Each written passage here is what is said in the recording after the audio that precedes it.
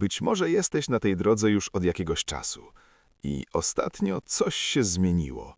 Nie jest bardziej intensywnie, nie ma większych przełomów, ale jest dziwnie spokojniej i to aż trochę podejrzane.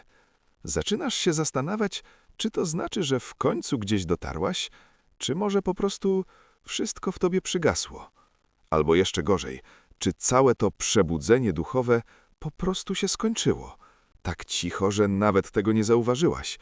I teraz stoisz pośrodku zwykłego życia z pytaniem, po co to wszystko było? Ta dezorientacja jest prawdziwa. I nie jesteś w tym sama, bo świat rozwoju duchowego uwielbia mówić o tym, jak przebudzenie się zaczyna. Nieprzespane noce, rozpad tożsamości, to uczucie, że już nigdy nie wrócisz do tego, kim byłaś wcześniej. Ale prawie nikt nie mówi o tym, jak to się kończy. Jak wygląda moment, kiedy burza naprawdę mija. I co najważniejsze, jak rozpoznać, że to właśnie dzieje się u ciebie. Carl Jung, który przez dekady badał ludzką psychikę, nazywał ten proces indywiduacją. To długa, często brutalna droga do stania się sobą. Naprawdę sobą. Bez masek, bez mechanizmów przetrwania, które budowałaś latami. I wiesz, co odkrył na końcu tej drogi? Coś, czego większość ludzi się nie spodziewa. Do tego zaraz dojdziemy, ale najpierw muszę powiedzieć ci coś o znaku numer 5, bo on całkowicie przeczy temu, w co prawdopodobnie wierzyłaś przez lata i może zmienić sposób, w jaki patrzysz na całą swoją drogę. Więc zostań ze mną do końca. Oto 7 znaków, że twoje przebudzenie duchowe dobiegło końca. Znak pierwszy. Nie potrzebujesz już mieć racji. Zatrzymaj się na chwilę i pomyśl, jaka byłaś wcześniej. I bądź ze sobą szczera, bo dla większości ludzi mieć rację to nie była tylko opinia. To był mechanizm przetrwania. Sposób, żeby udowodnić światu i sobie samej, że masz znaczenie, że warto cię słuchać, że istniejesz. Carl Jung mówił, że ego buduje swoje poczucie bezpieczeństwa na zewnętrznym potwierdzeniu. I tutaj jest coś, co zaskakuje wiele osób. Wczesne etapy przebudzenia wcale nie rozpuszczają ego. One tylko nadają mu duchowy wygląd. Nagle nie chodzi już o to, kto ma rację w polityce czy sporcie. Chodzi o to, kto jest bardziej świadomy, kto rozumie energię, kto naprawdę się obudził, a kto jeszcze śpi. Ale kiedy ten proces naprawdę dojrzewa, coś się zmienia i tego nie da się udawać. Przestajesz potrzebować, żeby rozmowa skończyła się twoją wygraną. Nie dlatego, że stałaś się obojętna, ale dlatego, że nie potrzebujesz już zgody innych ludzi, żeby czuć się pewnie w tym, co wiesz. Możesz siedzieć naprzeciwko kogoś, kto kompletnie się z tobą nie zgadza, słuchać go naprawdę uważnie, być autentycznie ciekawa jego perspektywy i wyjść z tej rozmowy bez najmniejszego naruszenia twojego wewnętrznego spokoju. To jest ogromna wolność, rzadka i kosztowała cię wszystko, żeby ją zbudować. Znak drugi. Zaczynasz widzieć piękno w zwykłych momentach. To jest tak subtelne, że większość ludzi nawet tego nie zauważa. I właśnie dlatego warto to powiedzieć wprost. Bo w momencie, kiedy naprawdę zaczynasz cieszyć się zwykłym wtorkowym porankiem, kiedy nic wyjątkowego się nie dzieje, to znaczy, że coś bardzo głębokiego już się w tobie zmieniło. Nawet jeśli nie potrafisz tego jeszcze nazwać. Umysł osoby, która jest w ciągłym poszukiwaniu, zawsze patrzy dalej. Na coś większego, na coś bardziej intensywnego, na coś wyjątkowego. Synchroniczności, znaki od wszechświata, moment wow. Bo samo szukanie często staje się ucieczką od tego, co jest teraz. A teraźniejszość bardzo często wydaje się zwyczajna, zbyt prosta, zbyt cicha, zbyt normalna. Carl Jung pisał o napięciu między personą, czyli tą wersją nas, którą pokazujemy światu, a głębszym ja. I według niego to prawdziwe ja zawsze jest tutaj, w tym momencie, w tej konkretnej chwili życia, takiej jaka jest, nie takiej jaką chcielibyśmy mieć. I kiedy twój układ nerwowy w końcu się uspokaja, na tyle, żeby pozwolić tej chwili być wystarczającą, zaczynają dziać się małe rzeczy. Śmiejesz się z czegoś prostego, zauważasz światło pod wieczór, czujesz spokój bez potrzeby dzielenia się tym z kimkolwiek. Nie musisz tego nagrywać, nie musisz tego tłumaczyć, nie musisz tego udowadniać. I to nie jest mała rzecz. To jest integracja. To jest moment, w którym burza naprawdę minęła.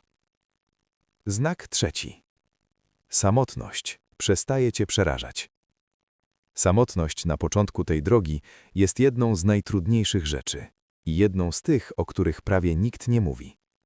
To uczucie, że wyrosłaś ze swojego starego świata, ale jeszcze nie weszłaś w nowy.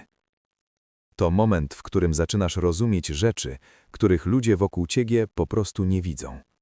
I nagle pojawia się dystans, czasem bardzo bolesny, bo zdajesz sobie sprawę, że nie wszyscy pójdą z tobą dalej. Nawet ci, których kochasz najbardziej. I to jest strata. Prawdziwa strata. Nie coś, co trzeba od razu przepracować albo przykryć pozytywnym myśleniem. Ale z czasem coś się zmienia. Ta samotność nie znika całkowicie, ale przestaje być czymś, przed czym uciekasz, bo zaczynasz budować relacje ze sobą. Relację, która jest stabilna, ciepła, szczera. Carl Jung uważał, że najważniejszą relacją w życiu człowieka jest ta z własną nieświadomością. Z tymi częściami siebie, które były ignorowane, odrzucone albo nigdy tak naprawdę nie zostały zauważone. I kiedy ta relacja zaczyna być zdrowa, samotność przestaje oznaczać opuszczenie. Zaczyna oznaczać powrót. Możesz spędzić cały wieczór sama i czuć się dobrze. Naprawdę dobrze. Nie dlatego, że próbujesz się przekonać, że tak jest. Nie dlatego, że się odcinasz. Ale dlatego, że twoja własna obecność wystarcza. I to jest ogromna zmiana. Większość ludzi nigdy do tego miejsca nie dochodzi. Znak czwarty. Cisza zaczyna być twoim domem. Przez większość życia cisza była czymś, co trzeba było jak najszybciej czymś wypełnić. Muzyką, telefonem, rozmowami, scrollowaniem. Czymkolwiek, co sprawiało, że w głowie cały czas coś się działo. Bo cisza ma jedną właściwość. Wydobywa na powierzchnię wszystko, czego nie chcesz jeszcze czuć. Nierozwiązane emocje, pytania bez odpowiedzi, rzeczy, które odkładałaś na później. I tutaj jest coś, co zaskakuje wiele osób. Na początku przebudzenia ta niewygoda w ciszy często się nasila. Bo im bardziej stajesz się świadoma, tym głośniejsze stają się rzeczy, które były wcześniej zagłuszane. Dlatego wiele osób na tym etapie czuje więcej niepokoju, a nie mniej. Ale kiedy ten proces zaczyna się domykać, cisza zmienia swój charakter. Zauważasz, że nie sięga ci już automatycznie po telefon, kiedy tylko zostajesz sama ze swoimi myślami. Potrafisz siedzieć w pokoju, gdzie nic nie gra i naprawdę być obecna. Bez napięcia, bez ucieczki. Carl Jung opisywał ten stan jako kontakt z głębszym ja. Tą częścią ciebie, która istnieje poniżej całego hałasu ego. I według niego ten kontakt jest możliwy tylko wtedy, kiedy przestajesz się ciągle czymś rozpraszać. Cisza nie jest pustką. Nigdy nią nie była. To jest najbardziej pełny stan, w jakim możesz być, kiedy przestajesz bać się tego, co w niej znajdziesz. Znak piąty. Znika potrzeba ciągłego naprawiania siebie. Dobra, to jest ten moment, o którym mówiłam na początku. I chcę, żebyś naprawdę się przy tym zatrzymała.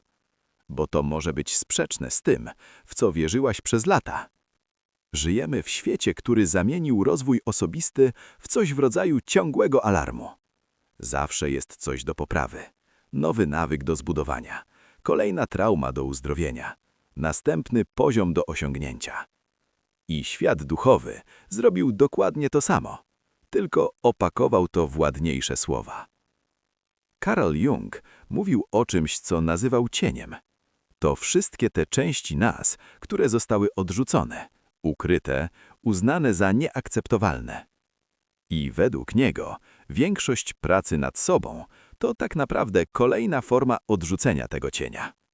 Ego próbuje się naprawić, zamiast naprawdę zobaczyć to, czego się boi. Ale kiedy ten proces dojrzewa, dzieje się coś bardzo radykalnego. Zaczynasz czuć, że jesteś okej, taka jaka jesteś teraz.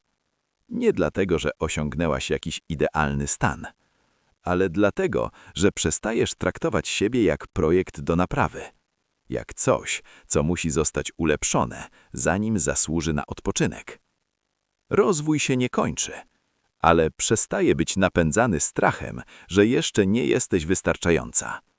I paradoks jest taki, że dopiero wtedy zaczyna się prawdziwy rozwój.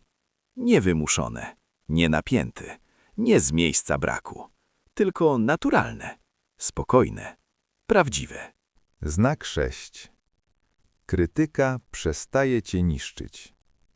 Był taki moment w twoim życiu, kiedy jedno zdanie od właściwej osoby potrafiło wybić cię z równowagi na kilka dni.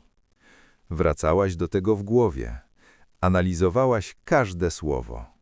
Broniłaś się w myślach przed kimś, kto już dawno o tym zapomniał. I ważne jest, żeby powiedzieć to jasno. To nie była słabość. To był twój system nerwowy, który próbował cię chronić. Chronić coś bardzo głębokiego. To przekonanie, że twoja wartość zależy od tego, jak widzą cię inni ludzie. Carl Jung nazywał to raną persony.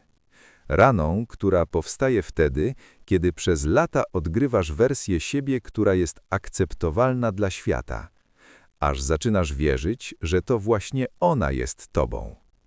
I wtedy każda krytyka tej wersji czujesz jak atak na całą siebie. Ale kiedy proces się integruje, coś naprawdę się zmienia. Krytyka nadal może zaboleć. To normalne. Jesteś człowiekiem. Ale ona już cię nie rozwala od środka. Możesz usłyszeć coś trudnego, nawet niesprawiedliwego. I to przechodzi przez ciebie. Nie zatrzymuje się na dni. Nie buduje spirali. Nie zmusza cię do udowadniania, że ktoś się myli. Bo twoje poczucie tego, kim jesteś, nie zależy już od ich opinii. I to jest ogromna wolność. Znak 7. Zaczynasz robić rzeczy, nawet jeśli nikt tego nie zobaczy. To jest ten znak, który większość ludzi całkowicie pomija, bo z zewnątrz on wygląda bardzo zwyczajnie. Jak ktoś, kto piecze coś w nocy, tańczy sama w kuchni, pisze coś, czego nikt nigdy nie przeczyta. Żyjemy w czasach, gdzie prawie wszystko ma potencjalną publiczność, gdzie granica między prawdziwym doświadczeniem a pokazywaniem go prawie zniknęła. I wiele osób nawet nie zauważa, że robi coś, już myśląc o tym, jak to pokaże innym, jak to opisze, jak to zostanie odebrane. Carl Jung mówił, że tworzenie bez potrzeby uznania jest jedną z najprostszych dróg do kontaktu z prawdziwym sobą. Bo w momencie, kiedy tworzysz dla publiczności, nawet wyobrażonej, zaczynasz się edytować, dopasowywać, wygładzać. A kiedy robisz coś tylko dlatego, że to kochasz, bez potrzeby, żeby ktoś to zobaczył, bez potrzeby, żeby ktoś to potwierdził, wracasz do siebie. Naprawdę. Możesz spędzić kilka godzin na czymś, co nie zostawia żadnego śladu i czuć pełną satysfakcję. I to nie jest dziwne. To jest znak, że jesteś w miejscu, do którego większość ludzi nigdy nie dociera.